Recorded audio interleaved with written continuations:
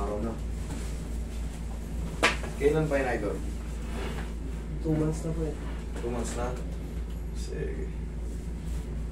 Paano yung pagkatapilok mo? Paharap o pag Pag ano? Ah, okay. Pangkaraniwan. Sige. Yan. Wala yan. Kahit nakapikit ako, kaya ko yan.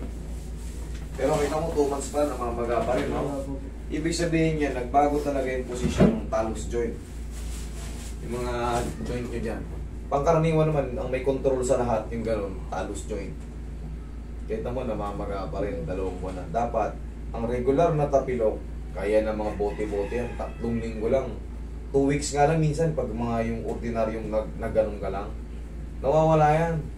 Pero pag yan, lumagpas ka na ng 1 buwan, o sabihin natin 3 linggo ka na, at meron pa ka pa rin nararamdaman, may kumukutik-kutik, masakit pa rin. Pag pinapagod mo, namamaga pa rin. Panahon na para ipa-adjust mo yan. Kasi yung pagkatapilok mong ganun, baka maumusog yung calcaneus mo o yung talus joint mo. Marami nang nagbabalik nito. Pa-adjust mo na. Kasi ito, habang kunyari sa umaga, good. Pero pag napagod ka, okay, maga.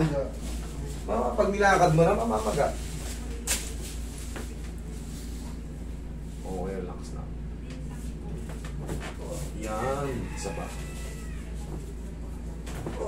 1 more. Yun. Biting kanina eh. Last na to. Wala nang balikan. Thank you. Kaya mo ko nang pumirot. Ikirot yan. Mga ilang segundo. Parang nabuhay yung mga dadaloy kasi yun dyan eh, pagkaipit. Naramdaman mo parang umangat yun dito. Inin. Doon lang naman kasi dito kasi sa tapilok. Ito aangat to. Ito yung talus joint na sinasabi. Ito yung calcaneus kung binabanggit. Kailangan yan angatin. Para dudulas naman yan, sumushoot lang. Yung iba nga nagsisiyete. Nakita nyo may nagsisiyete. Pero ginaganong ko lang oh. Dudulas lang yun, mabilis lang yun.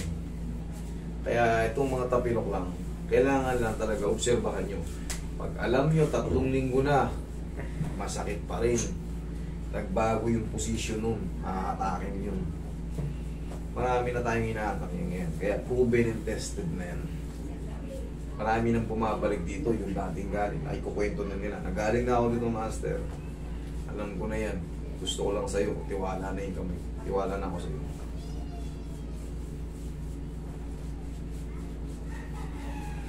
Pagka mas maganda nito, di ba nanonood ka sa akin? Panoorin nyo yung mga player. Panoorin nyo yung mga yung instruction ko rito. Tinuturo ko naman to, di ba? Kung paano hawakan. Nasa court pa lang kayo. Oo, yung pinaka-the best. Kasi, kahit anong gawin mo, kahit hindi mo hawakan or hawakan mo, makikita mo mamamagayan. Nakasapatos ka pa, hatakin mo na. Itanggal yung dislocation, hindi na may stress ng todo. Kasi pag kinabukasan, siyempre gaganong-ganong ka nun. Pag gising mo kinabukasan, lintik na pakasakit. Hindi mo na maano. Kahit hangin lang yung tumama sa paa mo, masakit na. So, paano masusolusyonan yun? Doon pa lang sa court. Nakasapatos ka pa. Siyempre, tapilok. Minsan nga, parang manlalamig pa tayo sa sakit eh. Nandun pa rin eh, masakit na eh. Di hatakin mo na. Di malilis yung malilis na yung sakit nun. Basta pumantay na kagad kasi hindi na siya ma-overstretch. Yung mga lumihis na buto, siyempre, pag lumihis yan, siyempre, banat na banat ngayon dito. Pag gising mo sa umaga, hanggang 5 araw yung nakakad mo para kang Panoorin nyo yung live ko noon.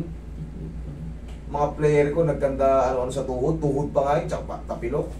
Hinata ko sa court, nakalaro ulit. Ganun lang.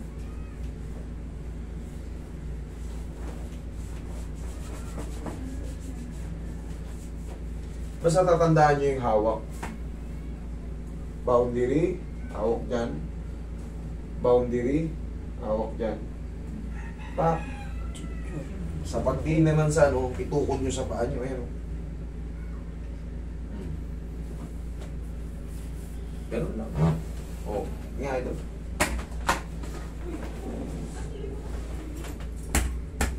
Ano? Wala na. Kita nyo? Very simple. Idol, isang linggo, nasa court ka na naman. Mag-medyas ka lang. Okay? Yan lang. Huwag mo muna ilaro ha, mga hanggang isang linggo ha. Kasi nakita mo naman, namamaga pa. Hayaan mo munang maging flat yung pag. Pasingaw na yan. Tapos na yun.